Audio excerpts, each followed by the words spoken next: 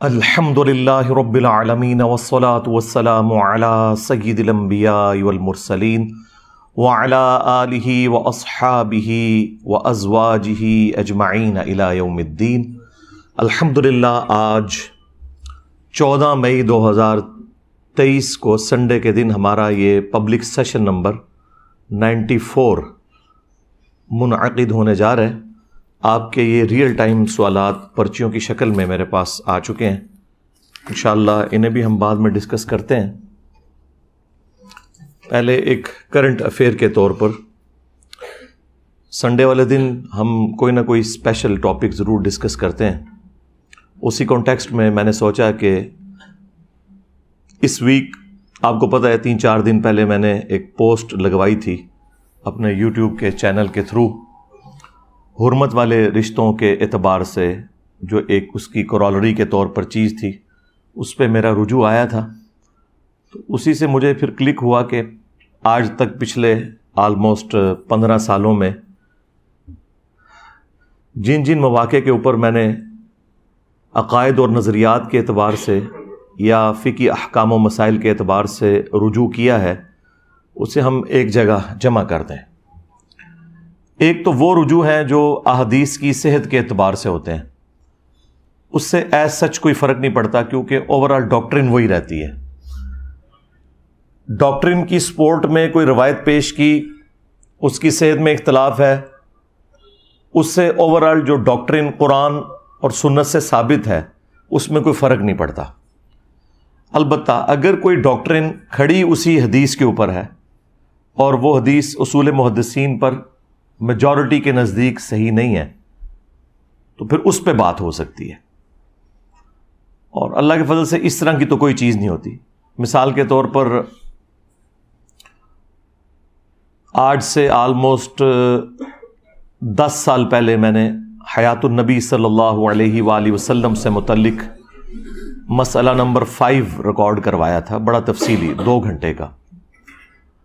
اس میں میں نے ایک حدیث بیان کی تھی اور اس کی صحت کے اعتبار سے میں نے بتایا تھا کہ یہ اصول محدثین کے اوپر ضعیف ہے، لیکن اس وقت بھی میں نے بتایا تھا کہ اس کے اندر جو عقیدہ ڈسکس ہوا ہے وہ بالکل درست ہے، کیونکہ جو لوگ اس حدیث کو ضعیف سمجھتے ہیں ان کے نزدیک بھی جو حیات النبی کا عقیدہ ہے صلی اللہ علیہ وآلہ وسلم، یعنی قبر مبارک میں رسول اللہ صلی اللہ علیہ وآلہ وسلم آخرت کی زندگی کے ساتھ زندہ ہیں، جو اس دنیا کی زندگی سے مختلف ہے، کیونکہ دنیا کی زندگی میں آکسیجن چاہیے، کھانا پینا ہے، ٹوائلٹ ہے۔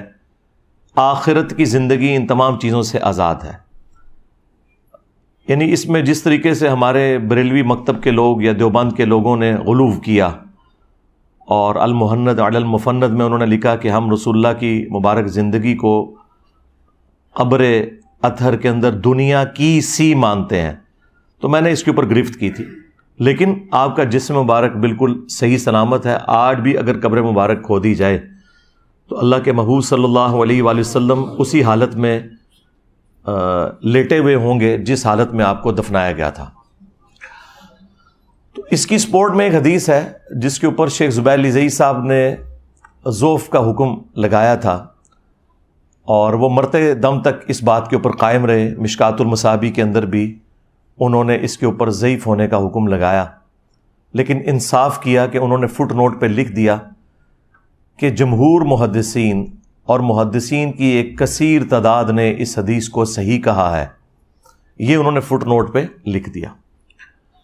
اور اس پر ترا یہ کہ انہوں نے جو الگ سے ایک کتاب فضل الصلاۃ علی النبی کا جب ترجمہ اور اس کی شرح لکھی تو اس میں انہوں نے اس روایت کو پھر سے ضعیف لکھا، لیکن ساتھ ہی بتایا کہ یہ جو عقیدہ ہے نا کہ قبر اطہر میں رسول اللہ کا جسم مبارک صلی اللہ علیہ وآلہ وسلم بالکل سلامت ہے، تو یہ عقیدہ درست ہے۔ اور اس کی سپورٹ میں انہوں نے المصنف ابن ابی شیبہ سے سیدنا عمر فاروق رضی اللہ تعالیٰ عنہ کا قول پیش کیا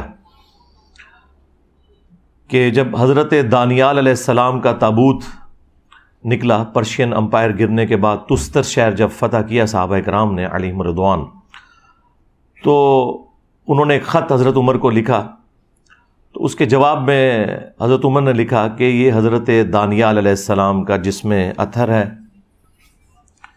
اور انبیاء کے جسموں کو نہ آگ کھاتی ہے، نہ مٹی کھاتی ہے، نہ کوئی درندہ کھاتا ہے۔ یہ 3 جملے اس میں انہوں نے لکھے، جو اس بات کا ثبوت ہے کہ صحابہ کرام کا یہی عقیدہ تھا۔ اب یہ وہ روایت ہے جس روایت کو وہ لوگ بھی صحیح سمجھتے ہیں جو سنن ابی داؤد کی اس روایت کو ضعیف کہتے ہیں۔ ان اللہ حرم علی الارض ان تأکل اجساد الانبیاء، بے شک اللہ تعالیٰ نے حرام کیا ہے انبیاء کے حق میں کہ مٹی ان کے جسموں کو کھائے۔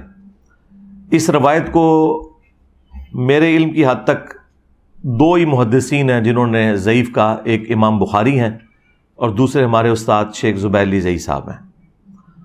اور وہ شیخ زبیر صاحب کو بھی وہی دھوکہ لگا جو امام بخاری کو لگا، ظاہر انسان تھے۔ اس میں ایک راوی ہے جس کا نام ہے عبد الرحمن بن یزید بن جابر۔ امام بخاری اور شیخ زبیر صاحب کا موقف ہے کہ یہ عبد الرحمن بن یزید بن تمیم ہے۔ اب دیکھیں، وہ ان کے نام، ان کے باپوں کے نام تو سیم ہے، دادوں کے نام میں فرق ہے۔ اگر یہ دادے کا نام جابر ہے پھر تو وہ ثقہ اور صدوق راوی ہے، جو کہ ہمارا موقف ہے اور جمہور محدثین کا، جو شیخ زبیر صاحب نے خود فٹ نوٹ پہ بھی لکھا مشکات المصابیح کی تحکیم کے دوران کہ ایک کثیر جماعت نے اس حدیث کو صحیح کہا ہے۔ اور دوسری طرف امام بخاری کہتے ہیں کہ یہ عبد الرحمن بن یزید بن جابر نہیں بلکہ عبد الرحمن بن یزید بن تمیم ہے، اور یہ انہیں ایک مغالطہ لگا جس کی وجہ سے انہوں نے اس روایت کے اوپر ضعف کا حکم لگایا۔ لیکن عقیدہ وہ بھی یہی مانتے تھے، بلکہ وہ تو ایک سٹیپ آگے ہیں۔ صحیح بخاری میں انہوں نے ایک روایت لی ہے کہ حضرت عمر فاروق رضی اللہ تعالیٰ عنہ کی وفات کے آلموسٹ 65 سال کے بعد، 60+ ایئرز کے بعد، حجر عائشہ کی جب دیوار گری ولید بن عبد الملک کے دور میں تو ایک پاؤں ظاہر ہو گیا، لوگ پریشان ہوئے۔ پھر عروہ ابن زبیر کو بلایا گیا جو سیدہ عائشہ کے بھانجے تھے، ان کے محرم تھے اور اکثر جاتے تھے حجر عائشہ میں۔ تو انہوں نے جب قبروں کی لوکیشن دیکھی تو انہوں نے کہا کہ یہ حضرت عمر کا پاؤں ہے، یہ رسول اللہ کا پاؤں نہیں ہے صلی اللہ علیہ وآلہ وسلم، کیونکہ لوگ پریشان ہو گئے کہ شاید یہ رسول اللہ کا پاؤں مبارک ہے۔ پھر وہ حضرت عمر کا پاؤں اندر کر کے دوبارہ سے اسے دفنا دیا گیا۔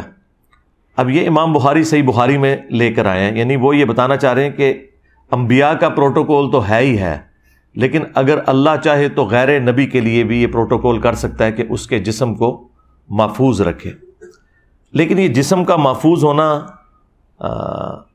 کسی کی ولایت کے لیے اکلوتی دلیل نہیں ہے۔ اگر جسم محفوظ بھی نہ رہے تو اس کا کوئی مطلب نہیں ہے کہ کوئی یہ رزلٹ نکالے کہ کوئی شخص مردود ہے۔ کئی صحابہ کرام ہیں، ان کے جسموں کے ٹکڑے کیے گئے ہیں دفنانے سے پہلے، مسلح کیا گیا ہے، تو ان کے جسم تو سلامت قبر سے باہر نہیں رہے ہیں، تو اندر والا معاملہ تو بعد میں ڈسکس ہوگا۔ تو یہ کسی کی بزرگی کی دلیل کے طور پر نہیں اسے پیش کرنا چاہیے۔ ہاں، جن کو اللہ پروٹوکول دیتا ہے وہ ان کا پروٹوکول ہے، لیکن اگر کسی کو پروٹوکول نہ ملے تو اس کا یہ مطلب نہیں کہ وہ کوئی بزرگ نہیں ہے۔ یہ بالکل غلط عقیدہ لوگوں نے بنا لیا ہے کہ محمد کے غلاموں کا کفن میلا نہیں ہوتا، یہ بالکل جھوٹ ہے۔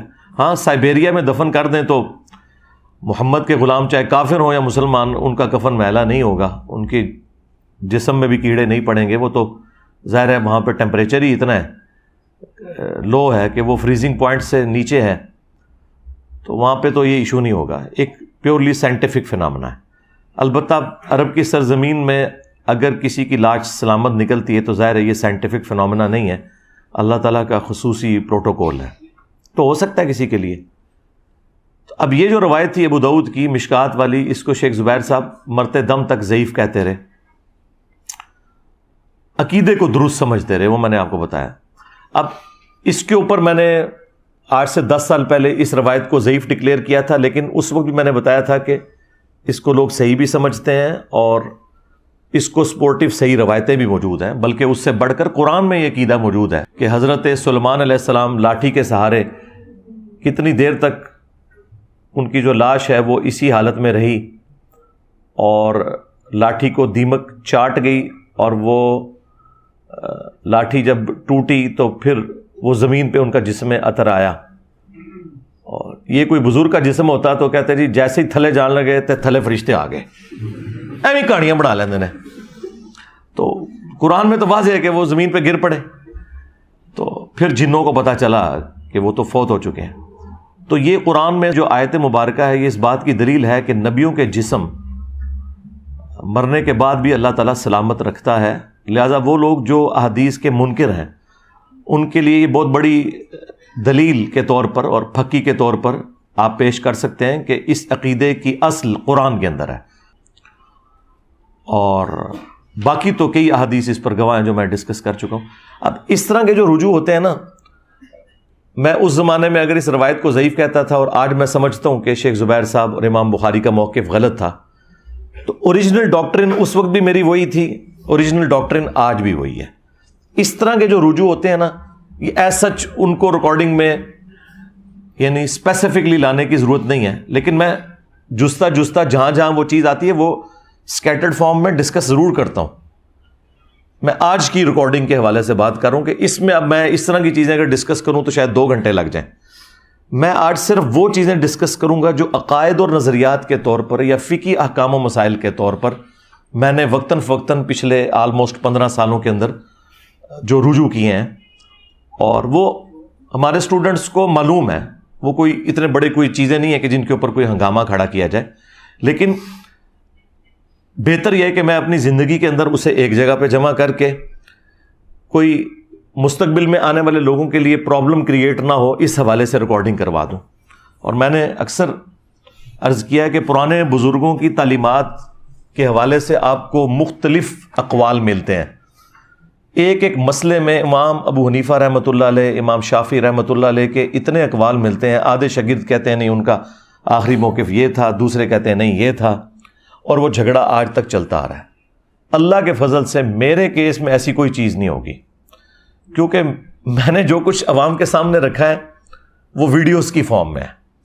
ویڈیوز کی اپلوڈنگ ڈیٹ موجود ہوتی ہے، میں ہر ویڈیو سے پہلے اس کی ڈیٹ بتا دیتا ہوں کہ آج کون سا دن ہے، پلس وقت کے ساتھ ساتھ میرے جو حالات و واقعات مجھ پہ وارد ہو رہے ہیں، میں وقت کے ساتھ ساتھ بڑھاپے کی طرف شفٹ ہو رہا ہوں۔ ظاہر ہے 8 سے آپ 5 سال پہلے کی میری ویڈیو دیکھیں گے، اس میں آپ کو سفید بال کم نظر آئیں گے، اب زیادہ نظر آ رہے ہیں، تو تمام قرائن آپ کو بتا دیں گے کہ یہ ویڈیو پرانی ہے یا نہیں ہے۔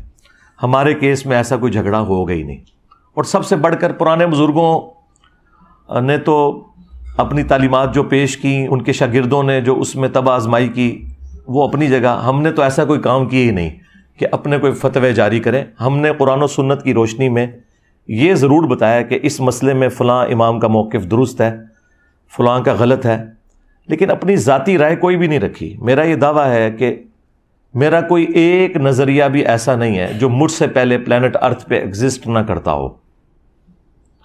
میں نے جتنے عقائد اور نظریات اڈاپٹ کیے وہ کسی نہ کسی فارم کے اندر ایگزسٹ کرتے تھے۔ ہاں یہ ضرور تھا کہ کوئی ایک فرقہ اس کو لے کے چل رہا تھا، باقی فرقے انکار کرتے تھے، اور بعض معاملات ایسے تھے جو باقی فرقے لے کے چل رہے تھے، یہ فرقے انکار کرتے تھے۔ لیکن آپ کوئی پن پوائنٹ ایک ایسا عقیدہ اور نظریہ سامنے نہیں رکھ سکتے کہ جناب یہ آپ کا ایسا نظریہ ہے جو آپ سے پہلے کسی بھی مسلمان فرقے کا نہیں تھا۔ اور میں ان فرقوں کی بات نہیں کر رہا جو وقت کے ساتھ ختم ہو چکے، میں ان فرقوں کی بات کر رہا ہوں جو آج کی ڈیٹ میں 14 مئی 2023 تک زندہ ہیں، اور ان کے فالورز لاکھوں کروڑوں کی تعداد میں موجود ہیں۔ تو میرے ہر عقیدے کی دلیل اس حوالے سے موجود ہوگی کہ کوئی نہ کوئی فرقہ اسے اون کرتا ہوگا۔ لہٰذا یہ کہنا کہ میں نے کوئی نیا نظریہ لانچ کیا، یہ بالکل غلط ہے۔ اگر نیا نظریہ لانچ کیا ہوتا تو وہ عقیدہ پہلے موجود نہ ہوتا۔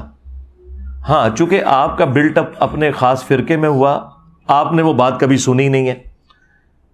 یعنی قتل عمار والی حدیث اگر کسی وہابی نے، کسی بریلوی نے، دیوبندی نے نہیں سنی بھی تو اس میں میرا کیا قصور؟ وہ بخاری میں تو لکھی ہوئی تھی 2812۔ اسی طریقے سے اگر غدیر خم کی حدیث کسی سنی نے نہیں سنی قرآن اور اہل بیت تو اس کا قصور تھا، وہ مسلم شریف میں لکھی ہوئی تھی 6225 سے 6228 تک. اب ان کے بڑوں نے انہیں سلیکٹو اسٹڈی کے دوران وہ چیزیں چھڑوا دیں اور نہیں بتائیں، اور اس کے متبادل روایتیں بتانا شروع کر دیں جو دور کی کتابوں میں تھی، جو مین سٹریم کی کتابوں میں تھی، وہ چھپا لیں. تو اس میں تو آپ اپنے بزرگوں کو روئیں، مجھے رونے کی کیا ضرورت ہے؟ تو اس طرح کے جو ایشوز ہوتے ہیں اس میں میری کوشش ہوتی ہے کہ وہ تمام چیزیں میں کتابوں سے دکھاؤں، اس کے بعد آپ جانیں اور کتابیں جانیں. میری ذمہ داری ہے آپ کو آیت کا نمبر بتانا، حدیث کا نمبر بتانا، پھر اس سے بڑھ کر ہم اس حدیث کا امیج ڈسپلے بھی کروا دیتے ہیں.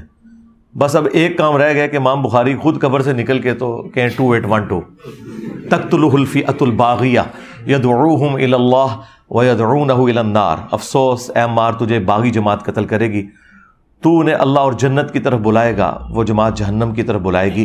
اب یہ امام بخاری خود آ کے ویڈیو میں کہہ دیں بس یہ رہ گیا، اس سے پہلے سارے سٹیپ ہم نے طے کروا دیے. جب آپ کو حدیث کا نمبر بتا دیا، حدیث کا اوریجنل جو امیج تھا وہ ڈسپلے کروا دیا، عربی حدیث بھی اردو بھی، تو پیچھے کچھ رہ تو نہیں گیا. اور ظاہر ہے کہ یہ جو سٹیپ ہے وہ تو میں نہیں طے کروا سکتا، وہ تو قرآن کا واضح فتویٰ ہے کہ جو مر گیا وہ قیامت سے پہلے دنیا میں واپس نہیں آنے کا. تو یہ تو ہم نہیں کر سکتے. تو آخری درجے تک کر دیا. آپ اس حدیث کو فالو کریں، جو آپ کو اس حدیث سے فہم لگتا ہے کہ درست ہے وہ آپ لے لیں. آپ کو ایک ہی حدیث کے اوپر مختلف فہم نظر آ جائیں گے لوگوں کے، ایک 2 نمبری کر رہا ہوگا، ایک بالکل اس کو اسی طریقے سے مان رہا ہوگا. ظاہر ہے کہ جب ایاک نعبد و ایاک نستعین کے ہوتے ہوئے کروڑوں مسلمان بابوں کو پکار رہے ہیں، تو اس کے مقابلے کے اندر کسی حدیث کی کوئی غلط تعویل کوئی کر لے تو یہ بہت چھوٹی بات ہے. مجھے بتائیں جب قرآن کی واضح آیت ہے کہ آپ نے دعا اللہ سے کرنی ہے، پھر لوگ مرے ہوئے بابوں کو پکار رہے ہوں دعا کے اندر، تو واضح قرآن کی آیت کے وہ مخالف چل رہے ہیں نا. اب آپ کہیں نہیں جی دونوں طرف لوگ موجود ہیں، اور ہمارے لیے تو بدقسمتی ہے کہ زیادہ مسلمانوں کی تعداد تو ان لوگوں کی ہے جو قبروں سے مانگ رہے ہیں، مرے وہ ان کو پکار رہے ہیں. تو اب آپ کہیں گے ان کی تعداد زیادہ ہے لہٰذا ہم ایاک نعبد و ایاک نستعین میں سے یا علی مدد ثابت کر دیں، یا عبد القادر جیلانی مدد ثابت کر دیں، یا معین الدین چشتی پار لگا دے کشتی، یا بہاو الحق بیڑا تک جڑا میں ڈوب دیتا، تو وہ ثابت کرنا شروع کر دیں. تو ایسا نہیں ہوگا. اس طریقے سے قتل مار والی حدیث سے چاہے پرانے کسی بزرگ نے کوئی اس حدیث کے ساتھ کھلواڑ کرنے کی 2 نمبری کی کوشش کی، خواہ آج کوئی کر رہا ہے، وہ آپ کو پتہ چل جائے گا کہ جب کروڑوں لوگ قرآن کی آیات کے ساتھ یہ کچھ کر سکتے ہیں تو حدیثیں تو ان کے سامنے شاہی کوئی نہیں. تو لہٰذا وہ آپ چھوڑ دیا کریں، آپ ٹیکسٹ کو فالو کریں جو اللہ کے نبی علیہ السلام نے فرمایا، اور جو اس کا صحیح فہم بیان کر رہا ہے قرآن و سنت کے مطابق وہ آپ لیں، اور جو بنو امیہ کی نوکری اور چاکری کر رہے ہیں اس کو چھوڑ دیں. وہ اپنے ریال حلال کر رہا ہے، اس نے کرنے ہیں، سیدھی سی بات ہے. اس کا تو ہمارے پاس کوئی علاج نہیں ہے. یہ غم جو بنو امیہ کے خدمت گزاروں کو میں نے لگا دیا، یہ میں نے آپ کو پہلے پریڈکٹ کیا ہے کہ اب قیامت تک یہ غم ان کی قبروں میں ان کے ساتھ جائے گا، الا یہ کہ یہ امام مہدی کے ہاتھ پر بیعت کر کے اور مان لیں کہ ہاں جی امام مہدی آپ کے ابا جان کے ساتھ دھوکہ کیا تھا بنو امیہ نے، اور آپ کے ابا جان کو شہید کیا تھا بنو امیہ نے. تو ظاہر ہے امام مہدی تو آپ کو پتہ ہے وہ تو آل فاطمہ سے ہیں، وہ بنو امیہ کی چاکری تو نہیں کریں گے، یہ تو نیچرل چیز ہے. اور ابھی بھی جتنے دنیا میں سید موجود ہیں انہیں یہ عقیدہ بالکل کلیئر ہے کہ اہل بیت کے ساتھ کیا ظلم کیے ہیں بنو امیہ نے. تو امام مہدی کو تو ویسے ہی اللہ تعالیٰ کی تائید بھی حاصل ہوگی اس حوالے سے. تو اس لیے وہ وقت آنے سے پہلے پہلے توبہ کر لیں، مرنے سے پہلے اے مسلمان کر لے اس پہ غور. کتابوں کا خدا اور ہے، بابوں کا خدا اور. اگرچہ بابے بھی اسی خدا کو مانتے ہیں لیکن ان کوالٹیز کے ساتھ نہیں مان رہے جو قرآن و سنت میں آئے. تو میں وہ چیزیں ڈسپلے اس لیے کرواتا ہوں، اور میں بار بار اپنی ویڈیوز میں کہتا ہوں کہ میرا اپنے آپ سے بھی لانے برات ہے. اگر میں نے کوئی بات بتائی اور حدیث میں اس سے مختلف الفاظ تھے کچھ، بس آپ حدیث کو فالو کریں. میں نے حدیث ڈسپلے اس لیے کروائی ہے کہ آپ اسے فالو کر لیں. تو جب کوئی شخص اپنے آپ سے لانے برات کر رہا ہے، احادیث ڈسپلے کروا کے، قرآن کی آیات کے نمبرز ڈسپلے کر کے، وہ نیچے ڈسپلے کروا کے، تو اس سے تو کوئی گلا شکوہ ہونا ہی نہیں چاہیے. گلا شکوہ تو ان لوگوں کے ساتھ ہے کہ جنہوں نے سواریاں سوار کی مکے اور مدینے کا نام لے کر اور پھینکی جا کے اجمیر میں، بغداد میں، دیوبند میں اور بریلی میں اللہ اور اس کے رسول صلی اللہ علیہ وآلہ وسلم کے نام کے اوپر چندے اکٹھے کیے اور اپنی توندیں بڑھائیں. ان سے آپ گیلا شکوہ کریں، میرے سے کیا لینا دینا؟ نہ میری کوئی چندہ بک، نہ کوئی مدرسہ، نہ کوئی مسجد، نہ کوئی اس طرح کی لیگیسی چھوڑی ہے کہ میرے بعد آنے والے لوگ اس میں سے کچھ کماتے رہیں گے. ایسی کوئی چیز نہیں ہے. اور میں نے اس سسٹم کے بعد نہ تو کوئی پولیٹیکل جماعت بنائی کہ میں پرائم منسٹر بن جاؤں. میں نے اس سسٹم سے سوائے اپنی لائف کو ونریبل کرنے کے اور ایک مشکل زندگی کا انتخاب کرنے کے، میں نے دنیا میں اور کچھ بھی اس سے حاصل نہیں کیا. اپنی جیب سے ہی لگا رہے ہیں. لہٰذا جو لوگ یہ کہتے ہیں کہ انجینئر صاحب کو اس میں سے نکالنا چاہ رہے ہیں، تو میں نے ان کو چیلنج دیا ہے کہ آپ پوری اسلامک ہسٹری میں پھر میری طرح کی کوئی مثال بتائیں کہ ہاں آپ سے پہلے بھی ایک بندہ آیا تھا، وہ اس طرح کا سارا کام ڈال کے گیا اور اینڈ پہ اس نے یہ کیا تھا. ایک بندہ ان کو ملتا ہے مولانا مودودی، اور ان کے بارے میں بھی جو کچھ انہوں نے جھوٹ بولا، اللہ کے فضل سے لعنتیں پڑی ان کے بزرگوں کے اوپر. ایک ایک بات غلط ان کے بزرگوں کی ثابت ہوئی. کہتے تھے یہ مہدی ہونے کا دعویٰ کرے گا، یہ نبی ہونے کا دعویٰ کرے گا. آج مودودی صاحب کو فوت ہوئے آلموسٹ 44 سال گزر چکے ہیں، 4 دہائیاں گزر چکی ہیں. کسی ان کے بزرگ یا ان کے ماننے والوں نے جا کے قبر پہ ان سے معافی نہیں مانگی کہ تمہارے اوپر ہم جھوٹے الزام لگاتے رہے. ایسی لعنت پڑی ہے ایک اللہ کے ولی کے ساتھ دشمنی کرنے کے سبب. ان کے دلوں پہ مور لگ گئی ہے. توبہ کی توفیق تب ملتی ہے جب مور اللہ تعالیٰ اٹھا لے، تو وہ مور تو نہیں اٹھنی، وہ اللہ ہی اٹھا سکتا ہے. تو یہ جو لعنت انہوں نے کمائی وہ ان کی قبر تک ان کے ساتھ جانی ہے. میرے ساتھ بھی جو کچھ کر رہے ہیں مجھے تو اس سے کوئی فرق نہیں پڑنا. میں تو رسول اللہ کے قدموں میں پہنچ جاؤں گا انشاءاللہ صلی اللہ علیہ وآلہ وسلم. لیکن جو ان کے ساتھ اللہ نے میرے ذریعے کروانا تھا وہ تو کروا دیا. ہاں جی، فرقوں کی دکانیں بند، the damage has been done. ٹھیک ہے، لہٰذا اب آپ ان کی چیخیں انجوائے کریں. ہاں، ایک بڑی بوتل رکھ کے 1.5 لیٹر کی، یا بڑا میری طرح کوئی مگ رکھ لیں دودھ پتی کا، اور 7 چپسوں کا پیکٹ یا گھر کے بنے ہوئے چپس، اور ان کی چیخیں انجوائے کریں. بس دیکھیں یہ لوگ ہر اتوار کو بیٹھے ہوتے ہیں کہ میں شاید ان کے نام لے کے انہیں ڈسکس کروں گا. دیکھ لیں کتنے بڑے بڑے یہ ہنگامے کرتے ہیں. میں ان کو اس قابل بھی نہیں سمجھتا کہ ان کا نام لے کے ان کے کسی ایشو کو ڈسکس بھی کروں. یہ کتنی بڑی سزا ہے جو میں نے دنیا میں ان کو دے دی ہے. ہر اتوار بےچارے بیٹھے ہوتے ہیں. ہمارے وہ ایجنسیوں کے لوگ بھی بےچارے یہاں ریکارڈنگ کرنے آئے ہوتے ہیں کہ شاید انجینئر صاحب کچھ بولیں گے. انجینئر صاحب کیوں بولیں؟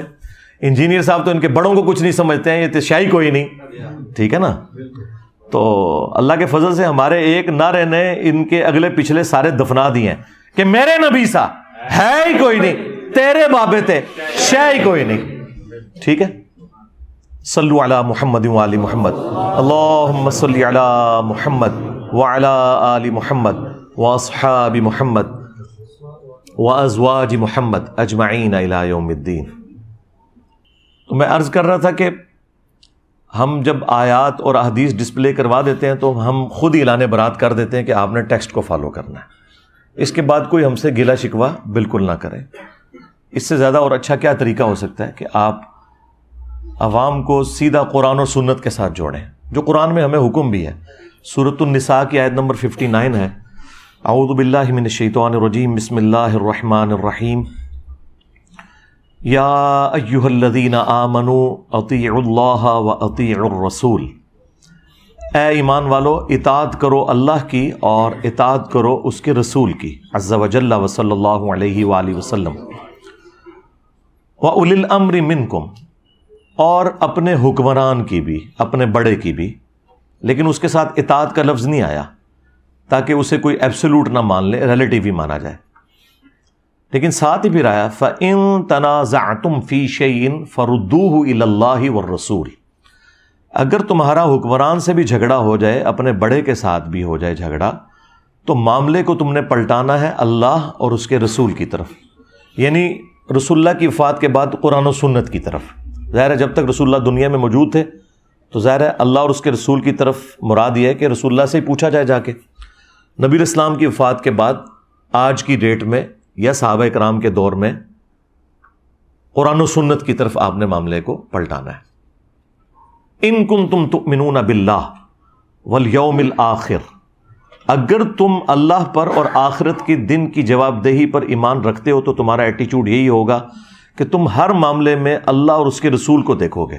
یعنی بزرگ بابوں کو نہیں دیکھنا، بلکہ کہا گیا بزرگ بابوں سے اختلاف کرنا ہے. ہاں، تنازع ہو جائے نا جب، اور بزرگ بابوں سے تو قرآن و سنت کی طرف بات کو پلٹانا ہے. ذالک خیر و احسن تأویلا، اسی میں تمہارے لیے خیریت ہے اور اسی کا انجام آخرت میں بہتر ہونے والا ہے. کس چیز کا؟ کہ جو لوگ اپنے معاملات کو قرآن و سنت سے حل کرتے ہیں اور اندھے بن کے کسی کے پیچھے نہیں چلتے. یہ تقلید کے خلاف بہت بڑی دلیل ہے یہ آیت مبارکہ. اس کے اوپر میں نے تفصیل کے ساتھ مختلف ویڈیوز ریکارڈ کروائی ہیں. مسئلہ 197 میرا دیکھ لیں. پھر تقلید کے نام کے اوپر ڈرامہ بازی، یہ میری ایک ویڈیو تھی، اس میں نے اس آیت کے حوالے سے کافی کچھ ڈسکس کیا تھا. میں ایگزامپل کے طور پر 2-4 باتیں کر دوں، پھر میں وہ آخر میں وہ 10 رجوع بتاؤں گا. باقی ان کی تفصیلات بتانے کی ضرورت نہیں ہے، میں صرف اس پہ ورڈکٹ ہی دوں گا کیونکہ اس پہ الگ سے میری ویڈیوز ریکارڈڈ ہیں. میں اصل میں یہ ڈاکٹرن آپ کو کلیئر کرنا چاہتا ہوں کہ کوئی شخص بھی اتھارٹی نہیں ہے اللہ اور اس کے رسول عز و جل و صلی اللہ علیہ وآلہ وسلم کے بعد. ایون خلفائے راشدین بھی ہیں نا، جن کی پیروی کا ہمیں حکم ہے، علیکم بسنتی و سنت الخلفاء الراشدین المہدیین، ان کی بھی اطاعت ایبسولوٹ نہیں ہے. ان سے بھی مسئلے مس ہینڈل ہوئے ہیں اور صحابہ کرام نے ان سے رجوع کروایا ہے. تو سرکار اگر خلفائے راشدین کا یہ حال ہے تو باقی اصحاب تو شاہی کوئی نہیں. یعنی جن کے پیچھے اللہ کے رسول کھڑے ہوئے ہیں اور فرما رہے ہیں کہ میرے بعد تم بہت اختلاف دیکھو گے، دین میں نئی نئی بدعتوں سے بچنا اور میری سنت اور میرے ہدایت یافتہ خلفائے راشدین کی سنت کو داڑھوں سے مضبوطی سے پکڑ لینا. جن کے پیچھے رسول اللہ کھڑے ہوئے ہیں ان کے بارے میں بھی قرآن و سنت میں کئی چیزیں ہمیں ملتی ہیں اس حوالے سے کہ انہوں نے قرآن و سنت کی روشنی میں اپنے معاملات سے رجوع کیا. احادیث میں اس طرح کے بہت واقعات موجود ہیں. اسی میں سے میں سیمپل کے طور پر ایک بڑے ہارڈ لائنر خلیفہ راشد سیدنا عمر فاروق رضی اللہ تعالیٰ عنہ، جو اپنی مینجمنٹ میں بھی سٹرونگ تھے، علم کے اعتبار سے بھی سٹرونگ تھے، ڈیسیژن میکنگ کے اوپر بھی سٹرونگ تھے، اور ان کا روب اور دبدبا بھی تھا اپنی رعایا کے اوپر. ان کی مینجمنٹ کوئی ڈھیلی نہیں تھی. ان کی مثال بخاری اور مسلم میں آئی ہے. یہ ویسے تو ایک ہی مثال کافی ہے ان لوگوں کے لیے جنہوں نے اپنے بزرگ بابوں کو خدا کا درجہ دیا ہوا ہے.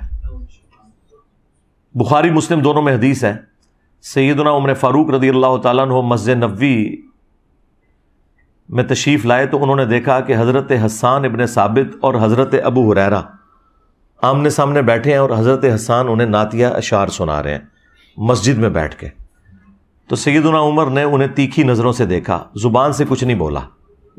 خلیفہ راشد بھی ہیں، روب بھی ہے، اور دیکھ رہے اس شخص کی طرف ہیں جو شاعر ہے، جو بےچارے ول میں بھی بڑے کمزور ہوتے ہیں، بالکل ممی ڈیڈی ہوتے ہیں، آپ کو پتا ہے جو شاعر لوگ ہوتے ہیں ان میں کوئی سختی. اور حضرت حسان کے بارے میں اگر آپ دیکھیں تو کسی میدان جنگ میں بھی یہ سامنے نہیں جا سکے، شاعر ٹائپ تھے، ان کی ذرا مزاج ہی کچھ اور تھا. ان سے زیادہ تو صحابیات جو ہیں وہ میدان جنگ میں پرفارم کرتی تھی. اچھا، لیکن یہاں دیکھیں کیسی دلیری ان کے اندر آئی ہے. صرف دیکھا ہے حضرت عمر نے، اور ان کا عمر اس طرح نہ دیکھ میری طرف، تجھ سے بہتر شخص مسجد میں ہوتا تھا، میں انہیں بھی نعتیہ اشعار سناتا تھا، محمد رسول اللہ صلی اللہ علیہ وآلہ وسلم. اب حضرت عمر تو ایک دفعہ ہل گئے نا کہ یار یہ بندہ کون سا بول رہا ہے. انہوں نے کہا کہ اپنا گواہ لے کر آؤ. انہوں نے آگے سے نہیں کہا علیکم بسنتی و سنت الخلفاء الراشدین المہدیین. ان کو پتا تھا کہ جناب جب رسول اللہ کی بات آ گئی تو پھر میں تے شاہی کوئی نہیں. سرکار ایڈی میں تمہیں گل دسی ہے نا، شاہی کوئی نہیں، یہ ہر جگہ فٹ ہوتا جائے. تو حضرت حسان نے کہا کہ اے امیر المومنین، یہ حضرت ابو ہریرہ بیٹھے ہیں، ان سے پوچھیں. تو حضرت ابو ہریرہ نے کہا کہ میں گواہی دیتا ہوں کہ نبی صلی اللہ علیہ وآلہ وسلم نہ صرف نعتیہ اشعار سنا کرتے تھے بلکہ آپ دعا فرمایا کرتے تھے، اے اللہ روح قدس کے ذریعے حسان کی مدد فرما جس طرح تو نے عیسیٰ ابن مریم کی مدد کی تھی. وَأَيَّدْنَاهُ بِرُوحِ الْقُدُسِ جو سورۃ البقرہ میں آیا. تو حضرت عمر خاموش ہو کے وہاں سے چلے گئے، یعنی یہ خاموشی میں ان کا رجوع تھا. اب اس ایک واقعے سے کتنے رزلٹ نکلتے ہیں؟ نمبر 1، خلیفہ راشد جس کی پیروی کا حکم ہے نا، وہ بھی اگر قرآن و سنت کے خلاف بات کرے تو آپ نے اس سے بھی اختلاف کرنا ہے. نمبر 2، خلیفہ راشد حضرت عمر جیسا ہو کہ بھی جب وہ دلیل سنتا ہے حدیث کی تو وہ سرنڈر کر جاتا ہے اپنے غلط فتوے سے. نمبر 3، حضرت عمر جیسا ذہین شخص نبی الاسلام کا قریبی ساتھی، اس پہ بھی کچھ احادیث ایسی تھیں جو نہیں پہنچ سکی، تو سرکار پھر ابو حنیفہ، مالک، شافعی، اعمہ میں نمبر تھے، شاہی کوئی نہیں، رحمہم اللہ اجمعین۔ اچھا، اب یہ میرا جملہ کاٹیں گے اور کہیں گے وہ انجینئر صاحب اپنے مقابلے میں کہہ رہے ہیں شاہ کوئی نہیں۔ یہ کاٹا کریں، اس طرح کیا کریں، کیونکہ آپ کے اس طرح کے چھوٹے چھوٹے کلپ کاٹنے کی برکت سے ہی تو اتنی رونق لگ گئی دنیا میں۔ ہاں، لوگوں نے کیا ہے، ایک کیڑا پاگل ہے جو اس ماڈرن دور میں اس طرح بزرگوں کو چیلنج کرتا پھر رہا ہے، تو انہیں پتہ چلتا ہے بھئی وہ بزرگوں کی تعلیمات ہی تو آگے لے کے چل رہا ہے۔ ہاں، ان کے بزرگوں کی نہیں، جو قرآن و سنت کے خدمت گزار بزرگ تھے ان کی تعلیمات، کیونکہ سارے ائمہ نے ہمیں یہی سکھایا کہ ہماری کوئی بات بھی قرآن و سنت کے خلاف ہو اسے دیوار پہ دے مارو۔ یہ چاروں ائمہ کے اقوال شاہ ولی اللہ دہلوی نے حجت اللہ البالغہ میں باقاعدہ نقل کی ہیں، اور امام مالک نے تو کمال فرمایا کہ اس صاحب قبر صلی اللہ علیہ وآلہ وسلم کے سوا کوئی ایسا شخص نہیں کہ جس کی ہر بات مقبول ہو اور کوئی بات مردود نہ ہو، اور اس پلانٹ ارتھ پہ اس صاحب قبر صلی اللہ علیہ وآلہ وسلم کے سوا کوئی ایسا شخص نہیں کہ جس سے اختلاف نہ کیا جا سکے سوائے رسول اللہ کے صلی اللہ علیہ وآلہ وسلم۔ تو بس یہ کتابوں میں لکھی رہ گئی، اور ہم اس لیے مطعون ٹھہرے ان کی نظر میں کہ ہم نے وہ پبلک کو بتا دی۔ یہ تو چاہتے تھے کہ ابھی بھی پردہ پڑا رہے، تو وہ دیکھیں حضرت عمر فاروق رضی اللہ تعالیٰ عنہ نے فوراً رجوع کیا، انہوں نے نہیں کہا کہ مجھ سے ایسی کوئی حدیث چھپی رہ سکتی ہے۔ اور ایک اور رزلٹ چوتھا یہ نکلا کہ حضرت عمر حضرت ابو ہریرہ کو ثقہ اور صدوق مانتے تھے، جس طرح بعض غالی شیعہ رافضیوں نے یہ کہا کہ حضرت عمر نے حضرت ابو ہریرہ پر پابندی لگا دی تھی حدیثیں بیان کرنے کے اعتبار سے، تو ان کا بھی رد ہو گیا کہ حضرت عمر حضرت ابو ہریرہ کو ثقہ اور صدوق راوی مانتے تھے، ان کی گواہی قبول کی ہے انہوں نے۔ تو یہ کتنے سارے مدنی رزلٹس، مدنی پھول ملے اس ایک واقعے سے۔ ایک اور واقعہ سنیں، بخاری مسلم دونوں میں ہے وہ۔ یہ ابو ہریرہ جو حدیث کی فیلڈ کے امام ہیں، سب سے زیادہ حدیث جس بندے سے روایت ہے، جو امیر المومنین حضرت عمر کو بھی حدیثیں بتا رہے ہیں جو حدیثیں انہیں نہیں پتا، ان کے ساتھ بھی مس ہیپننگ ہو گئی، بخاری مسلم دونوں میں ہے۔ یہ 30 سال تک یہ فتویٰ دیتے تھے، حضور کی وفات کے بعد 30 سال تک یہ کہتے تھے۔ یہ 30 ایئرز میں نے اس لیے نکالے ہیں کہ یہ خلافت راشدہ کے بعد کا واقعہ ہے، کیونکہ مروان بن حکم جب مدینے کا گورنر بنا تو وہ حضرت معاویہ رضی اللہ تعالیٰ عنہ کا دور تھا، اس زمانے میں آ کے حضرت ابو ہریرہ نے توبہ کی اپنے اس غلط فتوے سے، تو یہ 30 سال ایٹ لیسٹ بنتے ہیں خلافت راشدہ کے، آپ وہ 30 سال کر لیں، 30 سے کم نہیں بنتے، زیادہ ہی بنتے ہیں۔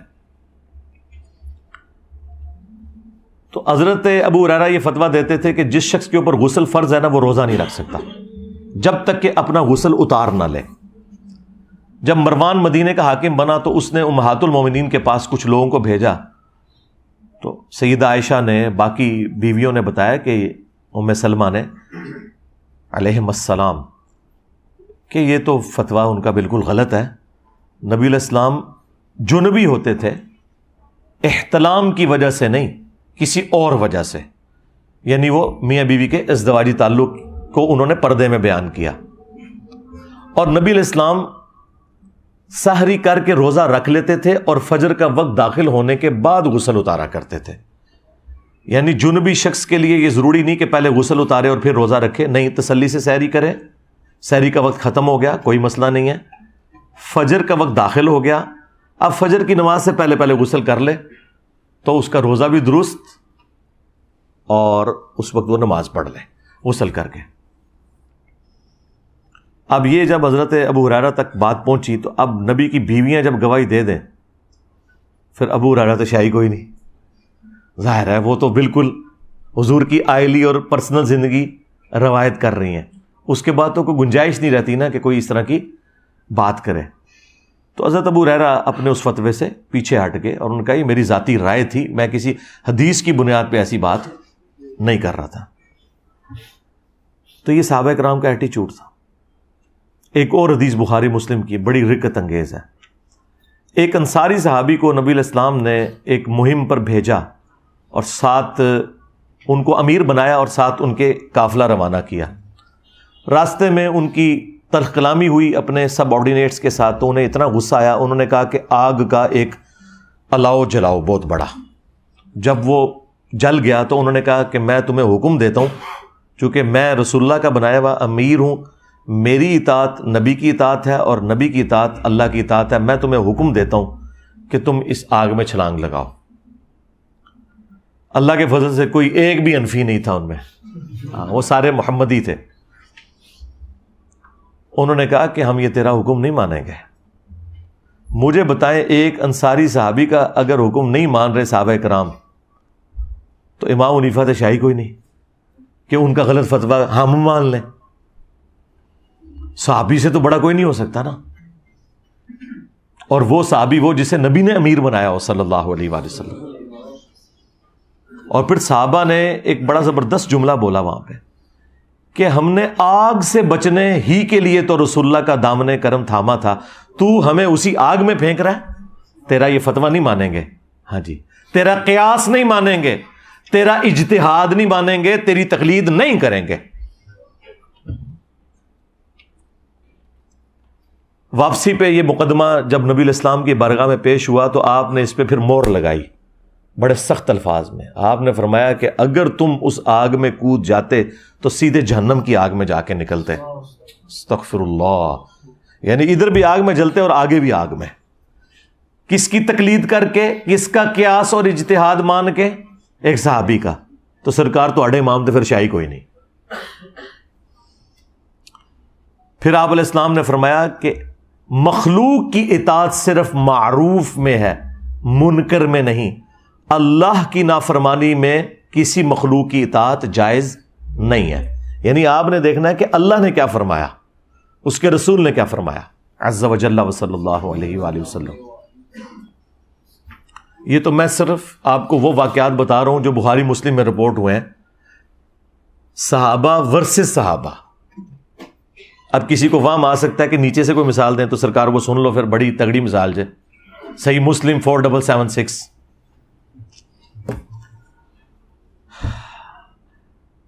عبداللہ بن عمر بن عاص خانہ کعبہ کی دیوار کے ساتھ ٹیگ لگائے بیٹھے ہیں اور اطاعت امیر کے اوپر حدیث سنا رہے ہیں کہ اپنے امیر کی، اپنے حکمران کی اطاعت کرنی ہے. اتنے میں ایک تابعی آتا ہے عبد الرحمن بن عبد رب کعبہ. جب وہ حدیث سنتا ہے تو وہ کہتا ہے کہ کیا یہ حدیث آپ نے رسول اللہ سے خود سنی ہے کہ ہر حال میں اپنے امیر کی اطاعت کرنی ہے؟ تو انہوں نے کہا ہاں، میرے کانوں نے سنی، میری آنکھوں نے رسول اللہ کو دیکھا، میرے دل نے حضور کی بات یاد کی کہ اطاعت امیر کرنی ہے. تو انہوں نے کہا اگر یہی بات ہے تو آپ کے چچا کا لڑکا معاویہ ابن ابی سفیان رضی اللہ تعالی عنہما، ہم تو احترام سے ہی نام لیں گے، وہ تو ہمیں حکم دیتے ہیں کہ ہم لوگوں کو ناحق قتل کریں اور لوگوں کا مال حرام طریقے سے ہڑپ کریں. سرکار یہ کوئی تاریخی روایت نہیں ہے، یہ صحیح مسلم 4776 نمبر حدیث ہے. اب یہ اتنی سخت بات تھی اور اب عبداللہ ابن عمر بن عاص تھوڑی دیر کے لیے خاموش ہو گئے کہ اب میں اس کو کیا جواب دوں، یہ بیچارہ انجینئر کی ویڈیو سے متاثر ہے انورٹڈ کاماز میں. تو انہوں نے سر اٹھایا اور وہی بات کی جو انجینئر صاحب آپ سے کر رہے ہیں اتنی دیر سے. انہوں نے کہا کہ معاویہ کی اطاعت کرو صرف ان کاموں میں جس میں اللہ کے حکم کے مطابق تمہیں چلائے، اور جس میں وہ اللہ کی حکم عدولی کرے تم اس کی نافرمانی کرو. اچھا، اس میں ایک بڑی مزے کی بات ہے، اس تابعی نے اس صحابی سے بحث کرتے ہوئے نا قرآن کی آیت کوٹ کی، سورہ النساء آیت نمبر 29، کہ آپ کے چچا زاد معاویہ جو ہمارے حکمران ہیں وہ تو ہمیں حرام خوری اور قتل ناحق کا حکم دے رہے ہیں، جبکہ اللہ ہمیں قرآن میں کہہ رہا ہے کہ ایک دوسرے کا مال حرام طریقے سے مت ہڑپ کرو اور ایک دوسرے کو مت قتل کرو. اب ہم اللہ کی بات مانیں یا اپنے حکمران کی؟ یعنی اس سے یہ ثابت ہوا کہ ایک غیر صحابی بھی صحابی سے اختلاف کر سکتا ہے قرآن و سنت کی روشنی میں. تو سرکار پھر باقی تو شاہی کوئی نہیں. اور پھر حضرت عبداللہ بن عمر بن عاص نے جواباً اس کو یہ نہیں کہا کہ تو تابعی ہو کے صحابی سے اختلاف کر رہا ہے، مشاجرات صحابہ مت ڈسکس کرو. ٹھیک ہے، کوئی ایسی بات نہیں. اس زمانے میں یہ کہانیاں نہیں ہوتی تھی، اس وقت علمی گفتگو ہوتی تھی. اور اس سے بڑھ کر انہوں نے اس کی تائید کی کہ اگرچہ میں تمہیں اطاعت امیر کی بات کر رہا ہوں، لیکن اس کا مطلب یہ نہیں کہ امیر حرام خوری کروائے، امیر ناحق قتل کروائے اور تب بھی تو نے امیر کے پیچھے چلنا ہے۔ یہ چیز انڈرسٹوڈ ہے کہ آپ نے بات ماننی ہے قرآن و سنت کے دائرے کے اندر، اور اگر کوئی قرآن و سنت کے خلاف چلاتا ہے آپ نے اس کی بات نہیں ماننی، سمپل۔ اچھا، یہ ساری کی ساری باتیں میں اپنے لیے بھی بیان کر رہا ہوں۔ اگر میں کوئی بات قرآن و سنت کے مطابق کروں آپ لے لیں، اور اگر میں قرآن و سنت کے مطابق کوئی بات نہ کروں تو آپ چھوڑ دیں۔ لیکن اس کی بنیاد کے اوپر آدھے میرے کلپ کاٹ کے مجھے گستاخ رسول ڈکلیئر کرنا، گستاخ صحابہ کہنا، گستاخ اہل بیت کہنا، گستاخ اولیاء کہنا، بجائے علمی اختلاف کرنے کے، اور خود یہ فرقے ایک دوسرے کو کافر کہتے ہیں، اس کے باوجود آپ دیکھ رہے ہیں کہ آپ نے اپنی زندگی میں وہ اتحاد امت دیکھا ہے کہ جو شاید آنے والی نسلوں میں بھی ممکن نہ ہوتا، کہ اہل حدیث جو ہیں وہ بریلویوں کو سپورٹ کر رہے ہیں میرے خلاف، اور کیا چاہیے آپ کو؟ حالانکہ وہ یہ مانتے ہیں کہ انجینئر صاحب کی توحید جو ہے وہ بریلویوں سے کیا ہے، اہل حدیث سے بھی بہتر ہے، اور پہلے وہ کہتے تھے کہ توحید اصل چیز ہے، لیکن اب انہوں نے کہا نہیں، ماموں اصل چیز ہے۔ ہاں تو اللہ دے بندے ہو، پوری امت دا بیڑا غرق بھی ماموں دا دفاع کردے ہو جاتا، تسی بھی اپنا پورا فرقہ ڈبو لے آ جائے ماموں پیچھے، پھر بھی تسی جسٹیفائی نہیں کر سکتے ان کی غلط ایکٹیویٹیز کو۔ تو اس طریقے سے بریلوی اہل حدیث کو سپورٹ کریں گے جنہیں وہ سوراں دے سور کہندے نے، جن کو اعلیٰ حضرت نے مرتد اور کافر اور واجب القتل ڈکلیئر کیا ہوا ہے، دیوبند کو اور اہل حدیث کو اور قادیانیوں کے ساتھ انہیں شمار کیا ہوا ہے احکام شریعت کے اندر، اور ملفوظات اعلیٰ حضرت میں انہوں نے لکھا یہ کفار ہیں، ان کی مسجدیں گھر کی مثل ہیں۔ کفار کا لفظ استعمال کیا وابیوں کے لیے، ٹرٹ کافر کا۔ اور آج اکٹھے ہوئے میں تو بہت اچھی بات ہے، اتحاد امت کیا ہے۔ میں یہ کہتا ہوں الحمدللہ ان کے علماء نے میرے خلاف اتحاد امت کر لیا ہے، اتحاد علماء، اتحاد امت نہیں، اور ان کی عوام نے میرے حق میں ان کے خلاف اتحاد امت کر لیا ہے۔ تو دیکھیں اب دو ہی پارٹیاں رہ گئی ہیں، ایک اللہ رسول کی ماننے والی، ایک فرقوں کی ماننے والی، کہ جو فرقوں کی نوکری اور ان کے چندے بچا رہی ہے۔ تو اللہ کا شکر ہے کہ جو ایک ہماری ریکوائرمنٹ تھی کہ ہم ان کے اصلی چہرے آپ کے سامنے رکھتے ہیں، وہ ہم نے رکھ دیے ہیں اللہ کے فضل سے۔ اب آخر میں مختصراً وہ 10 رجوع بیان کر دیتا ہوں۔ تلک عشرۃ کاملہ، یہ پورے 10 ہوئے جو سورۃ البقرہ میں آیا، تاکہ یہ قیامت تک کے لیے ویڈیو میں ریکارڈنگ کے طور پر بھی آ جائیں اور آپ کو الگ سے اسکیٹرڈ فارم میں ڈھونڈنے نہ پڑیں۔ رجوع نمبر 1 جو سب سے پہلے میں نے کیا وہ داڑھی کے مسئلے میں تھا۔ میں نے مسئلہ 33 ریکارڈ کروایا تھا آج سے آلموسٹ 10 سال پہلے۔ اس میں میں نے یہ موقف اڈاپٹ کیا تھا کہ اگر کوئی شخص مٹھی سے لمبی داڑھی رکھے تو یہ افضل ہے، اور مٹھی داڑھی سنت ہے، صحابہ اکرام کی بھی اور نبی علیہ السلام کی تو نیچرلی مٹھی تھی، لیکن جس کی نیچرل بڑھ جائے تو وہ اگر لمبی رکھتا ہے تو وہ بہتر ہے۔ پھر اللہ تعالیٰ نے شرح صدر کیا اور میں نے اس کے اوپر اپنا رجوع ریکارڈ کروایا کہ نہیں، جو شخص یہ سمجھتا ہے کہ نبی علیہ السلام کی داڑھی مٹھی سے بڑی نہیں، نحر سے، اس وجہ سے وہ اپنی داڑھی مٹھی کے بعد کاٹتا ہے، جس طرح کے صحابہ کرام کاٹتے تھے، عبداللہ ابن عمر، عبداللہ ابن عباس اور حضرت ابو ہریرہ رضی اللہ عنہم اجمعین۔ تو اس شخص کے لیے مٹھی کے بعد داڑھی کاٹنا افضل ہے۔ اور جو شخص یہ سمجھتا ہے کہ چونکہ نبی علیہ السلام کی ہے ہی نیچرل مٹھی تھی، میری نیچرل جتنی بھی ہوگی میں اتنی ہی رکھوں گا اور کاٹوں گا نہیں، تو وہ اس کے لیے تو افضل ہو سکتی ہے، اوورآل اسے افضل نہیں کہہ سکتے۔ جس طرح میں نے داڑھی کبھی نہیں کاٹی، ضرورت ہی نہیں پڑی، مٹھی سے زیادہ کئی بال ہیں میرے، تو میری نیچرل اتنی ہے۔ تو یہ میرا پہلا رجوع تھا جو میں نے داڑھی کے مسئلے میں اعلانیہ کیا، الحمدللہ۔ رجوع نمبر 2 وہ جہری نمازوں میں قرات کا ایشو تھا، وہ بھی آلموسٹ 10 سال پہلے میرا مسئلہ نمبر 84 ریکارڈ ہوا تھا، فاتحہ خلف الامام سے متعلق۔ اس وقت بھی میں نے راستہ چھوڑا تھا میں نے کہا تھا کہ جو لوگ یہ سمجھتے ہیں نا کہ جب امام بلند آواز سے قرات کر رہا ہے اور پیچھے مقتدی کا سن لینا کافی ہے، ہم ان کی نماز کو بھی غلط نہیں کہتے، لیکن ہم امام کے پیچھے جہری نمازوں میں بھی قرات کریں گے، خواہ وہ وقفے نہ دیتا ہو تب بھی۔ اس سے پھر میں نے رجوع کیا کہ نہیں، جب وہ وقفے دے گا، جس طرح میں تو دیتا ہوں الحمدللہ، میں تو تینوں جہری نمازوں میں پچھلے آلموسٹ 7-8 سال سے امامت کروا رہا ہوں، میرے پیچھے سارے پڑھتے ہیں، ہم تو قیام اللیل میں بھی وقفہ دیتے ہیں سورہ فاتحہ کا۔ لیکن اگر کوئی جہری نمازوں میں وقفہ امام نہیں دے رہا تو آپ کا سن لینا کافی ہے۔ تو یہ میں نے اس پہ رجوع ریکارڈ کروایا، اور اس پہ میری کئی ایک ویڈیوز گواہ ہیں، مجھے آج بتانے کی ضرورت نہیں ہے۔ رجوع نمبر 3 میں نے کیا تھا رکوع میں رکعت ملنے کے حوالے سے، کہ رکوع میں جو رکعت ملنے کا ایشو ہے، اس میں تفرد ہے صرف امام بخاری رحمۃ اللہ علیہ کا اور چند اہل حدیث کا۔ ادروائز اہل سنت کے چاروں ائمہ، امام ابو حنیفہ، امام شافعی، احمد بن حنبل، امام مالک اور اہل تشیع بھی، یہ سب کے سب قائل ہیں کہ رکوع میں رکعت مل جاتی ہے، اور اس کیس میں وہ قیام کے اندر جو قرات ہے وہ ایکسیپشن ہے، اللہ تعالیٰ نے معافی دی ہوئی ہے، لیکن اس کی روٹین نہ بنائی جائے۔ اس کے حوالے سے میں نے دلائل ذکر کیے ہیں، وہ آپ میری ویڈیو دیکھ لیں، نیو امام کے پیچھے فاتحہ کا مسئلہ، اس میں نے قرات کا ایشو بھی ڈسکس کیا اور رکوع میں رکعت ملنے کا، اور یہ صحابہ کرام کے فتووں کی بنیاد پہ ہے۔ عبداللہ ابن مسعود رضی اللہ تعالیٰ عنہ کے ساتھ ایک بندہ نماز پڑھ رہا تھا، تو وہ رکوع میں ملا اور اس نے سلام پھیرنے کے بعد اپنی ایک رکعت مکمل کی، تو ابن مسعود نے اسے پکڑ کے بٹھا دیا کہ تیری نماز مکمل ہو چکی ہے، رکوع میں رکعت مل جاتی ہے۔ یہ سنن کبریٰ البیہقی میں، المصنف ابن ابی شیبہ میں موجود ہے۔ یعنی یہ کوئی ذاتی فتوے نہیں ہیں کسی بڑے عالم کے یا محدث کے یا فقیہ کے، یہ صحابہ کرام کا فتویٰ ہے۔ تو میں نے اس پہ رجوع کیا کہ رکوع میں رکعت مل جاتی ہے۔ مجھے تو اللہ کا شکر ہے اس تکلیف سے گزرنا ہی نہیں پڑتا، میں تو 5 نمازوں میں امامت کرتا ہوں، اور اس سے پہلے بھی میری کوشش ہوتی ہے کہ میں جماعت قائم ہونے سے پہلے ہی مسجد میں ہوں، لہٰذا مجھے اس تکلیف سے گزرنا نہیں پڑتا۔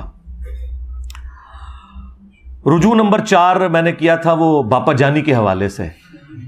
میرے ایک دوست نے مجھے کہا جی میرے پاس ایک ویڈیو آئی ہے جس میں انہوں نے کہا کہ اگر آپ کی چپل الٹی ہو جائے، یعنی اس کا تلوا آسمان کی طرف ہو جائے، تو آپ نے وہ چپل سیدھی نہیں کرنی۔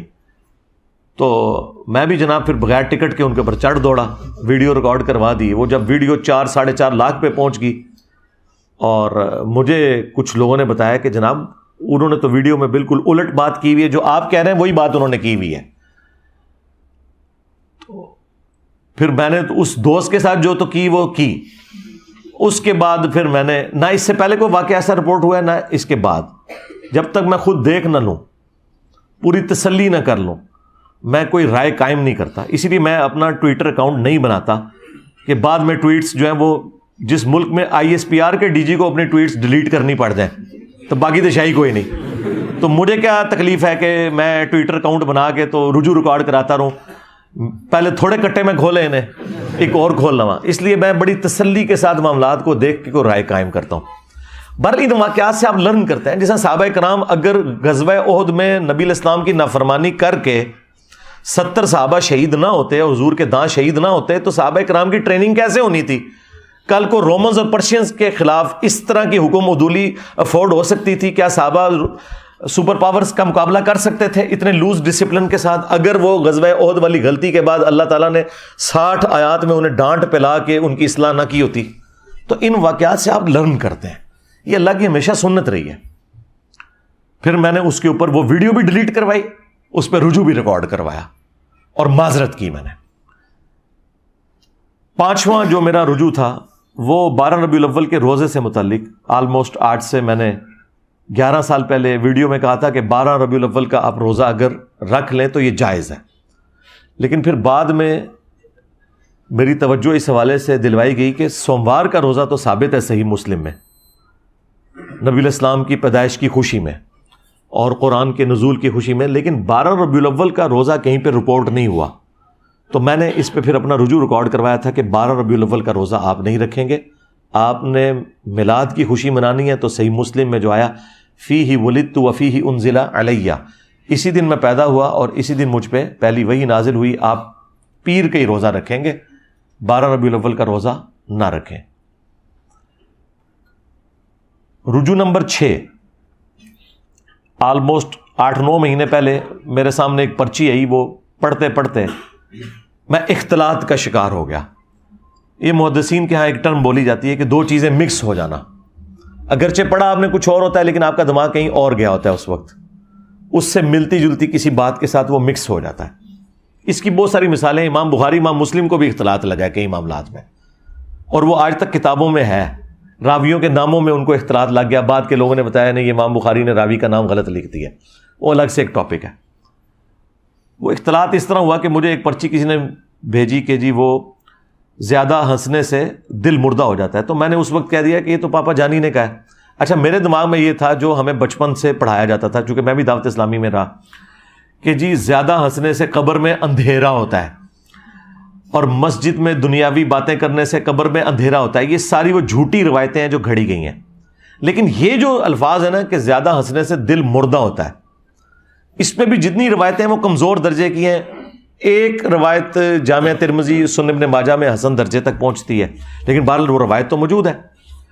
تو وہ بعد میں مجھے کسی نے پرچی لکھ کے بھیجی کہ جی اس طرح روایت موجود ہے۔ میں نے جب چیک کی تو میں نے پھر 2-3 مختلف ویڈیوز کے اندر اس کے حوالے سے رجوع ریکارڈ کروایا کہ یہ مجھ سے مس ہینڈلنگ ہوئی، اور وہ اختلاط ہو جاتا ہے کسی بندے کو۔ رجوع نمبر 7، آج سے آلموسٹ 6 سال پہلے میں نے ایک جو ہماری مجلس چلا کرتی تھی نا، ان مجالس میں نے ایک ویڈیو میں ایک حدیث بیان کی صحیح بخاری کی، سورۃ النساء کی آیت کے کانٹیکسٹ میں، شان نزول کے طور پر، اور اب وہ حدیث کے قرائن بتا رہے تھے کہ میں نے رزلٹ تو بالکل ٹھیک نکال لیا، لیکن وہ رزلٹ درست نہیں تھا۔ نبی علیہ السلام کے جو پھوپھی زاد تھے حضرت زبیر رضی اللہ تعالیٰ عنہ، ان کا ایک شخص کے ساتھ جھگڑا ہوا، پانی لگانے کے کانٹیکسٹ میں۔ باغ کو پانی لگایا جاتا تھا نا، تو آج کل بھی آپ کو پتا ہے گاؤں ایریا میں کتنے جھگڑے ہوتے ہیں پانی کی، وہ جو نکالی ہوتی ہیں نالیاں ان کے اوپر۔ جب نبی علیہ السلام کی خدمت میں پیش ہوا، آپ نے پورے شواہد کی بنیاد پہ فیصلہ حضرت زبیر کے حق میں کر دیا۔ اس شخص نے اس کے جواب میں کہا کہ ہاں یہ آپ کی پھوپھی کا لڑکا ہے نا، اسی لیے آپ نے اس کے حق میں فیصلہ کیا۔ اب ظاہر ہے کہ یہ تو سیدھی سیدھی منافقانہ اپروچ ہے، اس میں تو کوئی شک ہی نہیں ہے۔ پھر اس پہ ترا یہ کہ اس پہ قرآن کی آیت نازل ہوئی کہ یہ اس وقت تک مومن ہی نہیں ہو سکتے کہ جب تک اپنے ہر فیصلے میں اے اللہ کے نبی آپ کو اپنا حاکم نہ مان لیں، اور پھر اپنے دل میں بھی کوئی تنگی محسوس نہ کریں اس فیصلے پہ۔ صرف اوپر اوپر سے نہیں ماننا کہ چلو جی ریٹ آف دی گورنمنٹ کو مانتے ہوئے یا قانون کی حکمرانی کو مانتے ہوئے میں کر لیتا ہوں لیکن وہی میرے نال زیادتی ہے، نہیں۔ رسول اللہ کے کیس میں آپ دل میں بھی اگر خیال لے کر آئے کہ میرے ساتھ زیادتی ہوئی ہے، ایمان سے فارغ۔ یہ آیت نازل ہوئی اس موقع پہ، تو میرا رزلٹ بالکل جینون تھا۔ میں نے کہا کہ وہ منافق تھا۔ اب جب میں نے بولا یہ منافق تھا تو قرائن کے مطابق تھا، جس طرح بخاری مسلم میں کہ ابن ابی بلتہ نے جب نبی علیہ السلام کی مخبری کر دی تو حضرت عمر نے کیا کہا تھا، یا رسول اللہ اجازت دے میں اس منافق کا گلا کاٹ دوں کہ جس نے نبی کا راز لیک کیا ہے۔ تو آپ نے فرمایا کہ عمر چھوڑ دو، بدری صاحب کی اگلی پچھلی غلطیاں معاف ہے۔ ایٹیچیوڈ منافقانہ تھا اس کا، لیکن تھا وہ بدری صحابی، دنیا سے مغلوب ہو گیا۔ اسی پہ امام بخاری نے باب باندھا ہے کہ اگر کوئی شخص اپنے علم کی بنیاد پہ کسی صحابی کو بھی کافر کہہ لیتا ہے نا تو اس پہ کفر کا فتویٰ نہیں لوٹے گا۔ جو یہ مجھے کہہ رہے تھے انجینئر صاحب کہتے ہیں کہ اگر کوئی حضرت ابوبکر کو کافر کہہ دے تو کافر نہیں ہوگا، جی جو اپنے علم کی بنیاد پہ کہتا ہے اس تک بات یہ پہنچی ہے وہ تو کافر نہیں ہوگا، لیکن اگر انجینئر صاحب حضرت ابوبکر کو تو چھوڑ دیں، میں تو اپنے مخالفین علماء کو بھی اگر کافر کہتا ہوں نا تو میں کافر ہو جاؤں گا، میرا معاملہ الگ ہے۔ اور یہ بات امام بخاری نے لکھی ہوئی صحیح بخاری میں، چیپٹر کی ہیڈنگ میں اس حدیث کو، ابن ابی بلتہ والی حدیث کو، لیکن بیچاروں نے نہ قرآن پڑھا نہ حدیث پڑھی۔ ان کو کیا پتا تھا کہ یہ سارا کچھ ہمارے اوپر امتحان آنا ہے کہ تمام علمی بحثیں جو کتابوں میں تھیں وہ عوام میں آ جائیں گی۔ تو میں نے تو اپنی جگہ بالکل جینون بات کی۔ تو ایک ہفتے کے بعد ایک اسٹوڈنٹ ہمارے آئے، انہوں نے وہ پبلک سیشن جو تھا مجلس ریکارڈ ہونے سے پہلے ہی مجھے کہا کہ جی علی بھائی آپ نے جو بیان کیا وہ تو منافق نہیں تھا۔ میں نے کہا نہیں وہ منافق تھا، وہ قرآن میں آیات نازل ہوئی ہیں کہ تم مومن نہیں ہو سکتے، تو قرآن نے اسی کو منافق کہا ہوا ہے نا، بالکل قرآن تو یہی بتا رہے ہیں نا، اس موقع پہ نازل ہوئی ہے۔ اس نے کہا نہیں جی اس کا ایک طریق بخاری میں دوسری جگہ ہے، اس میں الفاظ ہیں ایک انصاری صحابی. میں نے کہا اچھا. اس نے کہا یہ حدیث کا نمبر ہے. میں نے کھول کے دیکھا. اب بھی میں تعویل کر سکتا تھا کہ صحابی وہ قانوناً تھا، وہ تو عبداللہ ابن ابی کو بھی حضور نے صحابی کہا ہوا ہے، لیکن میں نے کہا نہیں یار یہ بہت دور کی بات ہو جائے گی. جب یہ لکھا ہے نا انصاری صحابی تو پھر ہم ابن ابی بلتا والا حکم ہی لگائیں گے، جس طرح حضرت عمر نے اس کو بدری صحابی کو منافق کہہ دیا تھا. اگر بدری صحابی کو حضرت عمر منافق کہہ دیں، اتنے بڑے صحابی، تو میں تو شاہی کوئی نہیں. اور میں جس انصاری کو کہہ رہا ہوں وہ ابن ابی بلتا کے مقابلے میں شاہی کوئی نہیں. تو میں نے اپنا رجوع ریکارڈ کروا دیا. اس طرح اینالوجی کا فرق بعض اوقات لگ جاتا ہے. تو یہ میرا وہ رجوع تھا، رجوع نمبر 7. اسی کی آپ ایکسٹینشن کر لیں. یہ جو پچھلے ہفتے ہماری ایک پوسٹ بھی اپلوڈ ہوئی تھی، رجوع نمبر 8 کہہ لیں اسے، وہ حرمت والے رشتوں سے متعلق. کیونکہ اس کے ساتھ ہی آپ اس کو جوڑیں گے تو آپ کو پھر اینالوجی بنانے میں آسانی ہو جائے گی کہ یہ اینالوجی صحابہ کرام سے بھی مس ہینڈلنگ ہو جاتی تھی. وہ حرمت والے جو رشتے رپورٹ ہوئے ہیں نا سورۃ النساء کی آیت نمبر 23 کے اندر، ان کے کانٹیکسٹ میں نے بیان کیا تھا. مجھے پرچی آئی تو میں نے وہ پرچی پڑھی، اس میں تھا کہ کیا بھتیجی اور بھانجی کی جو آگے سے اولاد ہے اس کے ساتھ رشتہ ہو سکتا ہے؟ تو میں نے کہا تھا کہ ہاں ہو سکتا ہے، اس لیے کہ اس کا باپ الگ ہے. اور میں نے قیاس کیا کہ خالہ اور پھوپھی کے ساتھ رشتہ نہیں ہو سکتا، لیکن خالہ اور پھوپھی کی اولاد کے ساتھ آپ کا رشتہ ہو جاتا ہے، اس لیے کہ اس کا باپ الگ ہے. تو میں نے اینالوجی اسی طریقے سے بنائی جس طرح کہ حضرت عمر نے اینالوجی بنا لی تھی ابن ابی بلتا کو منافق کہنے کی، یا مجھ سے مس ہینڈلنگ ہو گئی تھی ایک انصاری صحابی کو منافق کہنے کی، کیونکہ اس نے رسول اللہ کے فیصلے کو چیلنج کیا تھا اور کتنا گستاخانہ جملہ بولا کہ یہ آپ کے پھوپھی کا لڑکا ہے اس لیے آپ نے اس کے حق میں فیصلہ کیا ہے. مجھے بتائیں اس سے زیادہ توہین ہو سکتی ہے؟ تو میں نے اپنی جگہ وہ اینالوجی بنائی. پھر کیا ہوا کہ اسی ویک کے اندر، حالانکہ اتوار تو آ جانی تھی، میں نے اتوار کو بولنا تھا، لیکن مجھے منڈے یا ٹیوزڈے کو کاشف بھائی ہیں ہمارے فیصل آباد میں، مولانا اسحاق صاحب کے اسٹوڈنٹ ہیں اور ڈیسنٹ آدمی ہیں، انہوں نے مجھے کال کی کوئی دن 11 بجے. مجھے کہنے لگے کہ اس طرح آپ نے ایک مسئلہ بیان کیا ہے تو آپ نا اس کے اوپر تحقیق کریں، کیونکہ میں نے مختلف علماء سے پوچھا تو سارے علماء یہ کہہ رہے ہیں کہ جی بھتیجی اور بھانجی کی اولاد بھی اپنی بیٹی کی اولاد میں داخل ہے. میں نے کہا کوئی دلیل دی ہے؟ انہوں نے کہتے ہیں دلیل تو نہیں دی ہے لیکن یہ انڈرسٹوڈ ہے. میں نے کہا مجھے تو لگتا ہے کہ یہ بات درست نہیں ہے، کیونکہ خالہ اور پھوپھی بھی تو محرم رشتے ہیں اور ان کی اولاد آگے سے آپ کے لیے نامحرم ہے اور آپ ان سے شادی کر سکتے ہیں. تو ان کا یار میں نے تو اس طرف سوچا نہیں، واقعی ادھر تو یہ اینالوجی بنتی ہے تو ادھر یہ کیوں بنتی ہے؟ تو میں نے کہا اس پہ کوئی دلیل، کوئی قرآن کی آیت یا حدیث ہے تو مجھے بتائیں، میں انشاءاللہ نا اس پہ رجوع ریکارڈ کروا دوں گا. کہتے ہیں پھر مجھے ٹائم دیں. پھر انہوں نے مختلف علماء سے رابطہ کیا اور انہی میں سے ایک عالم دین تھے دیوبند مکتب کے، مولانا اسحاق صاحب کے وہ بڑے چاہنے والے اور ان کے اسٹوڈنٹس میں سے، ان کی آڈیو ریکارڈنگ انہوں نے مجھے واٹس ایپ کی اکیڈمی کے نمبر پہ، میں تو آپ کو پتہ ہے واٹس ایپ یوز ہی نہیں کرتا، اور مجھے انہوں نے ٹیکسٹ کیا کہ وہ آپ واٹس ایپ سن لیں. تو اس دوران پیرلل میں نے مختلف علماء کے ساتھ رابطہ کیا. کسی عالم نے بھی مجھے کوئی آیت حدیث پیش نہیں کی، کیونکہ اس طرف کسی کا پہلے دھیان اس طرح گیا نہیں ہوا تھا. ساروں نے کہا جی ہمیں ٹائم دیں. میں نے کہا ٹائم لیں.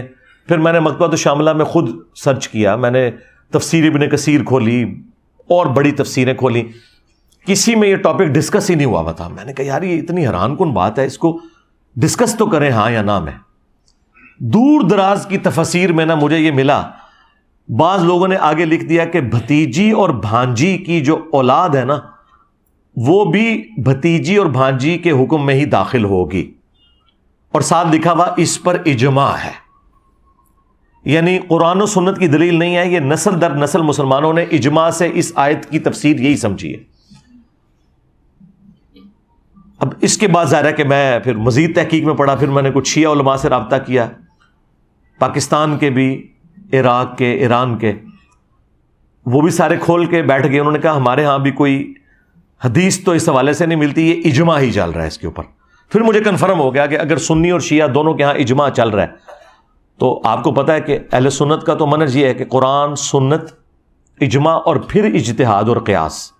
ویسے حنفی تو پہلے نمبر پہ قیاس اور اجتہاد مانتے ہیں، قرآن و سنت تو ان کے آگے شاہی کوئی نہیں، لیکن ہم تو پتہ ہے سنی منہج پہ ہیں، سنی فرقے میں نہیں ہے۔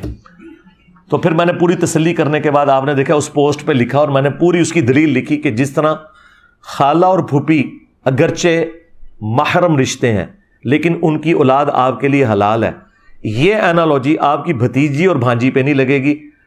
اگرچہ بھتیجی اور بھانجی محرم رشتے ہیں لیکن ان کی اولاد آپ کی اپنی سگی اولاد کی طرح کاؤنٹ ہوگی، حالانکہ وہ سگی اولاد نہیں ہے، وہ آپ کے بھائی کی اولاد ہے۔ تو لیکن چونکہ اس پہ اجماع تھا تو میں نے لکھا اس پہ سنی شیعہ کا اجماع ہے، اور جب اجماع ہو کسی بات کے اوپر پھر قیاس اور اجتہاد پیچھے رہ جاتا ہے۔ تو میں نے اتوار کا انتظار بھی نہیں کیا، پوسٹ بنائی اور دیکھیں پوسٹ پہ کیا لکھا ہوا تھا، رجوع، توبہ اور کلیریفیکیشن۔ ان کی تو موت ہے یہ توبہ کا لفظ لکھ دیں، انہوں نے تو چشتی رسول اللہ، اشرفی رسول اللہ سے توبہ نہیں کی ہوئی ہے اتنے بڑے بڑے بلنڈرز کے ساتھ۔ تو میں نے اس پہ توبہ کا لفظ بھی لکھا، اور پھر بعض لوگوں نے نیچے کومنٹس کیے کہ اس پہ ویڈیو بنائے، میں نے کہا انشاءاللہ ویڈیو میں کلیریفیکیشن دے دوں گا۔ اور دیکھیں اس شر میں سے کتنا بڑا خیر نکلا کہ میں نے وہ سارے کے سارے رجوع جو 15 سالوں میں تھے وہ ایک جگہ جمع آج کر رہا ہوں، اس کی برکت سے۔ یہ فائدہ ہوتا ہے نا۔ یہ 8 مکمل ہو گئے جی رجوع، اور اب رجوع نمبر 9، اور وہ رجوع نمبر 9 حال ہی میں تازہ میں نے کیا ہے کہ مزارات پہ آپ جا سکتے ہیں۔ میں شروع دن سے مخالف تھا کہ قبروں پہ جانا ہے، جو مسلم میں حدیث ہے قبروں پہ جاؤ تاکہ آخرت کی یاد آئے، یہ دنیا سے بے رغبتی دلاتی ہیں۔ اور میں نے کہا تھا یہ مزار جو ہے نا یہ رسول اللہ کی نافرمانی میں بنائے گئے ہیں۔ نبی الاسلام کی حدیث ہے مسلم میں کہ میں تمہیں منع کرتا ہوں قبروں کو پکا کرنے سے، ان پہ عمارت بنانے سے، ان پہ بیٹھنے سے۔ مجاور بن کے بیٹھنا بھی حرام ہے، ڈائریکٹ بیٹھنا بھی حرام ہے۔ لیکن آپ کو پتا ہے کہ اسی سال میں نے اس پہ رجوع کیا ہے۔ ویسے ہے یہ رجوع خطرناک ہے، خطرناک سے بھی اگلا ورژن۔ میں نے کہا تھا آپ مزار پہ بھی جا سکتے ہیں، لیکن ایک شرط کے ساتھ کہ آپ نے مزار پہ کھڑے ہو کے دونوں ہاتھ بلند کرنے ہیں اور بلند آواز سے کہنا ہے کہ اے اللہ یہاں جو بابا دفن ہے اس کے اگلے پچھلے گناہ جو یہ اپنی زندگی میں چھپ چھپ کے کرتا رہا گناہ یا لوگوں کے سامنے کرتا رہا، چھوٹے گناہ اس کے بڑے گناہ معاف کر دے، اور آمین بھی اونچی آواز سے کہنا ہے۔ اور پھر کہنا ہے اے اللہ اس بزرگ کی قبر میں کیڑے نہ پڑیں، اے اللہ اس پہ سام مسلط نہ ہو، اے اللہ اس بزرگ کو قبر میں عذاب نہ دیا جائے۔ ویسے اینی دعاؤں تو پہلے ہی تسی بھی بزرگوں کو پہنچ جاؤ گے۔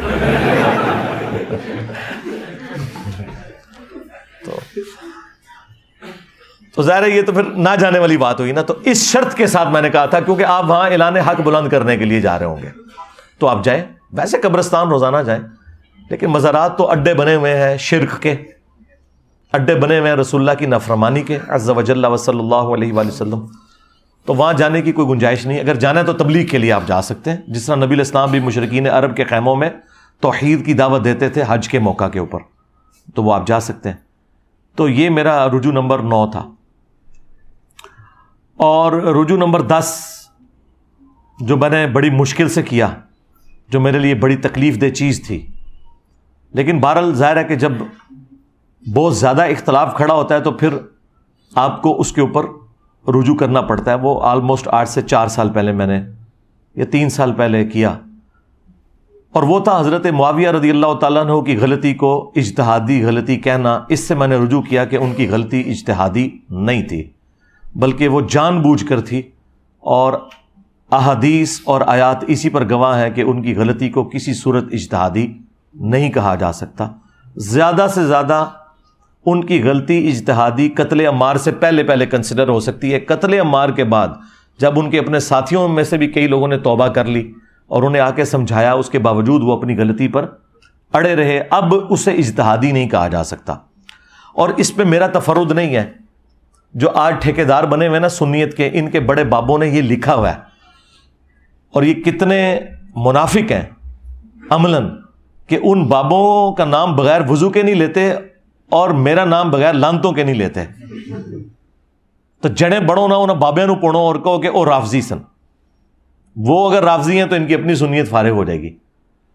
تو آلموسٹ 3-4 سال پہلے آپ کو پتا ہے کہ ایک شیعہ کے جلوس کے اندر حضرت معاویہ رضی اللہ تعالیٰ عنہ پہ لعنت کی، جس کو میں نے کنڈیم کیا، اور اس کانٹیکسٹ میں میں نے ایک تفصیلی ویڈیو بھی ریکارڈ کروائی تھی کہ صحابہ کرام کو گالی دینا حرام ہے، اس میں میں نے سب و شتم والی ساری روایتیں ڈسکس کی، اور ایک اور ویڈیو اسی دوران میں نے ریکارڈ کرائی جس میں میں نے اجتہادی غلطی والے معاملے میں رجوع کیا، اور اس کا عنوان تھا حضرت معاویہ رضی اللہ تعالیٰ عنہ 15 اہل سنت کے اماموں کے اقوال کی روشنی میں۔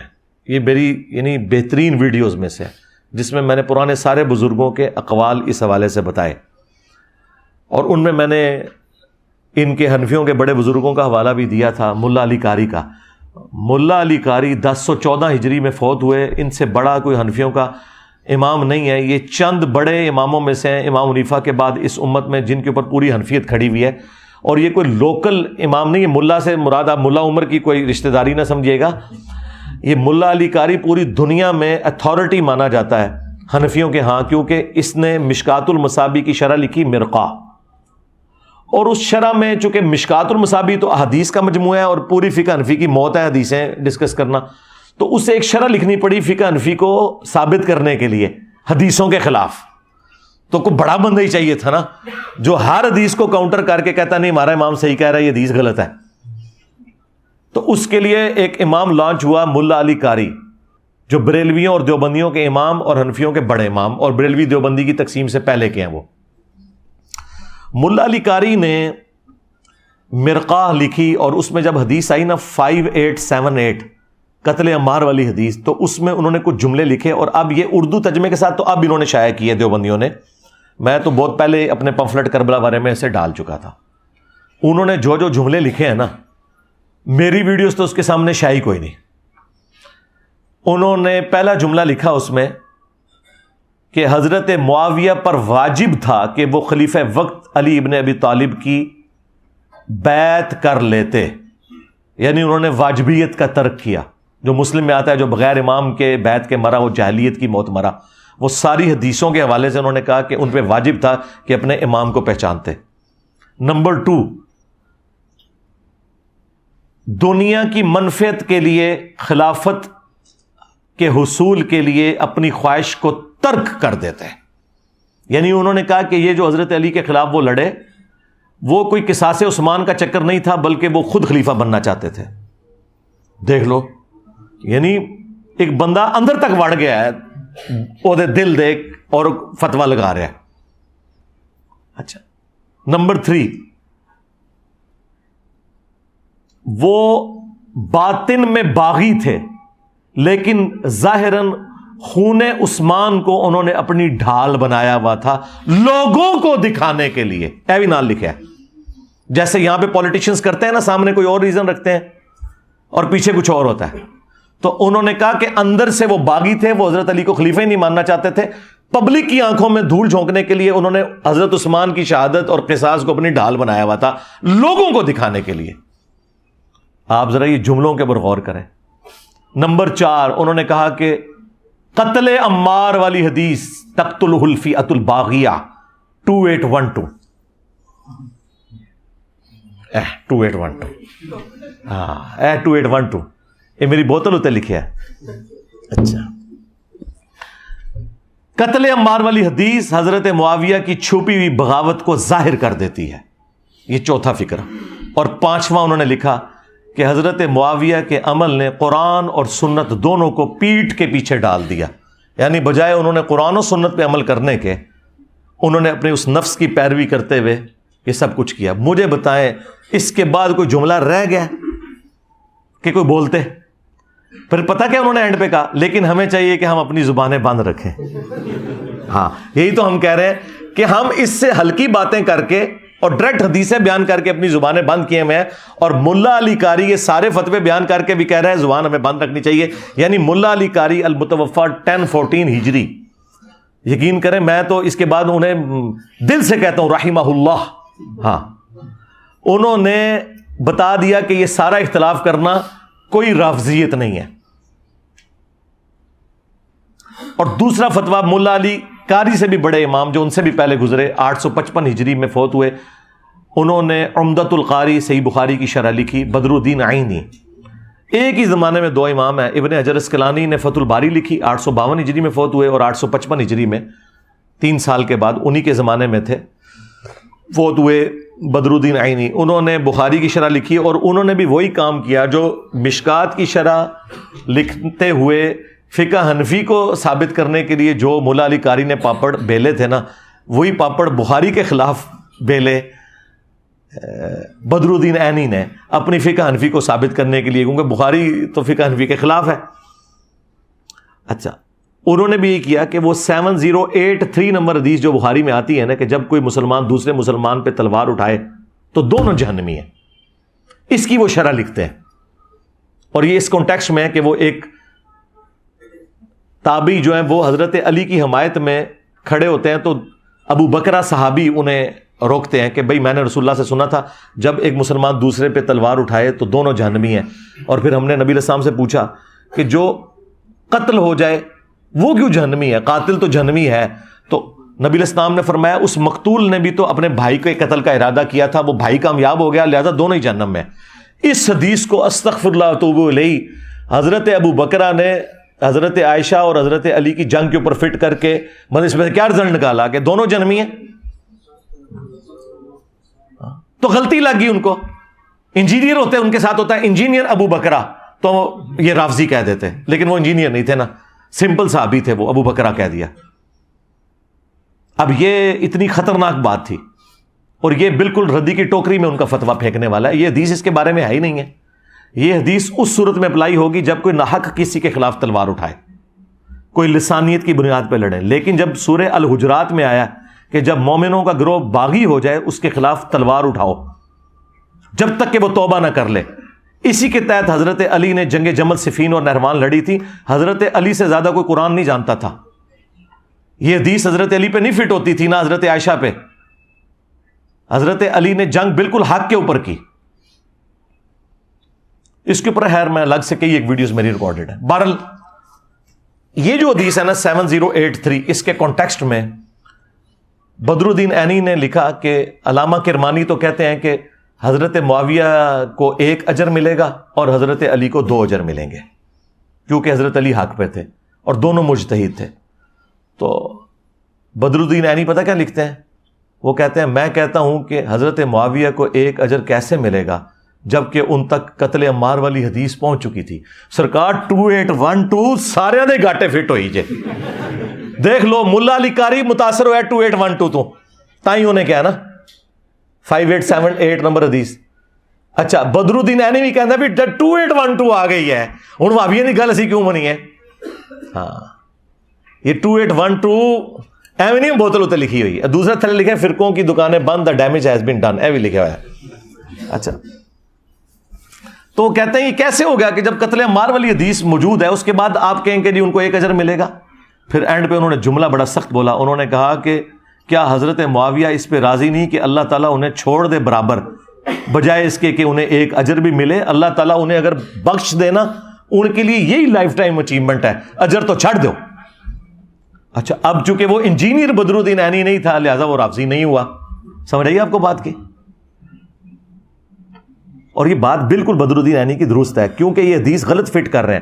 بخاری مسلم میں حدیث ہے اگر حکمران وقت اجتہاد کرے، صحیح اجتہاد کرے تو 2 اجر ہیں، غلط اجتہاد کرے تو 1 اجر۔ اور اس پہ امام بخاری نے باقاعدہ باب باندھا ہے کہ حاکم وقت کا اجتہاد، یعنی حضرت علی اگر جنگ جمل صفین نہروان نعوذ باللہ غلط بھی لڑتے 1 اجر مل جاتا پھر بھی، اور الحمدللہ انہوں نے بخاری مسلم کی روشنی میں صحیح لڑی ہے تو 2 اجر ہیں۔ مخالف کے اجر کی تو کبھی بات ہی نہیں ہوئی ہے، یعنی خلیفہ راشد کا باغی اور ان کے خلاف کھڑے ہونے والا شخص مجتہد کیسے ہو سکتا ہے؟ تو ٹھیک ہے پھر کہو کہ حضرت عثمان کے مخالفین جو تھے، وہ جو صحابہ تھے وہ بھی مجتہد تھے، جو منکرین زکوٰۃ حضرت ابوبکر کے خلاف کھڑے ہوئے وہ مجتہد تھے۔ اللہ رسول آخرت کو تو مانتے تھے نا، صرف وہ کہتے تھے کہ ہم زکوٰۃ نہیں دیں گے۔ اس طرح مطلب رزلٹ نکالے جاتے ہیں۔ صرف حضرت علی کی باری آتی ہے تو یہ لوگ جو ہے وہ ٹامک ٹوئیاں کرنا شروع کر دیتے ہیں، تو دیکھیں پھر اللہ نے کتنی بڑی بلا ان کے اوپر چھوڑی ہے، نہ پچھلے چڈے نہ اگلے چڈے۔ ہاں علی کے جیسا ہے ہی کوئی نہیں، بنو امیہ تھے شے ہی کوئی نہیں، ٹھیک ہے۔ تو یہ چیزیں تھیں، تو یہ میں نے پھر وہ فتوے، یہ میرے کربلا والا ریسرچ پیپر بھی آپ منگوا سکتے ہیں، واقعہ کربلا کا حقیقی پس منظر 72 صحیح الاسناد احادیث کی روشنی میں 200 احادیث ہیں، اکثر بخاری مسلم سے، صبح 9 سے شام 5 بجے تک ہمارا فون نمبر کھلا ہوتا ہے. نماز کی ٹائمنگ یا کوئی اور ایشو ہو جائے الگ بات, واٹس ایپ بھی اس پہ بنا ہوا ہے. 032159000162 آپ کال کریں. فری آپ کے گھر ڈاک آئے گی. 12 کا پیکج, 3 اذکار کارڈ اور 9 ریسرچ پیپرز. اس میں کربلا والا ریسرچ پیپر بھی ہے اور 8 مزید ہیں. صرف آپ کو TCS کا 500 روپیہ خرچہ دینا ہے, آپ کے گھر یہ فری جائے گا. ہم لاکھوں بانٹ چکے ہیں اللہ کے فضل سے, کوئی مسئلہ ہی نہیں ہوتا. میں مسلح اٹھاتا ہوں, نیچے سے سونے کی ایک ڈلی نکالی, عثمان بھائی کو دیتا ہوں, جا کے بیچتے ہیں, پھر 1,85,20 چھپوا لینا. کوئی مسئلہ ہی نہیں.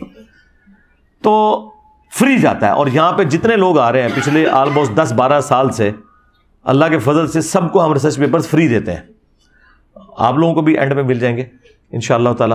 تو وہ آپ منگوا کے پڑھیں. تو اس میں میں نے یہ ساری چیزیں ایک مینیجیبل فارم میں جمع کی ہوئی ہیں. باقی میرے کئی ایک جو لیکچرز ہیں وہ اس کے اوپر گواہ ہیں. بہرحال اس کی برکت سے یہ ہو گیا کہ یہ میں نے سارے رجوع ایک جگہ جمع کر دیے جو عقائد اور نظریات کے اعتبار سے تھے.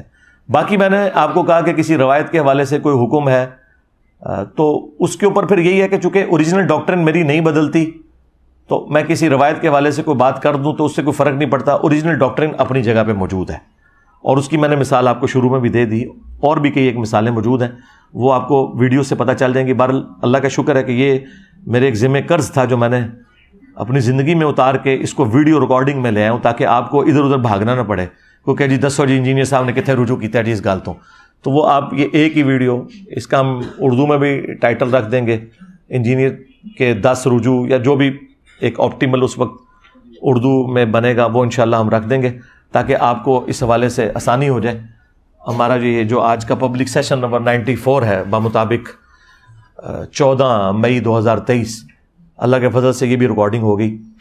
صلو علی محمد و آل محمد, اللہم صلی علی محمد وعلی آل محمد و اصحاب محمد و ازواج محمد و امت محمد اجمعین الی یوم الدین, آمین.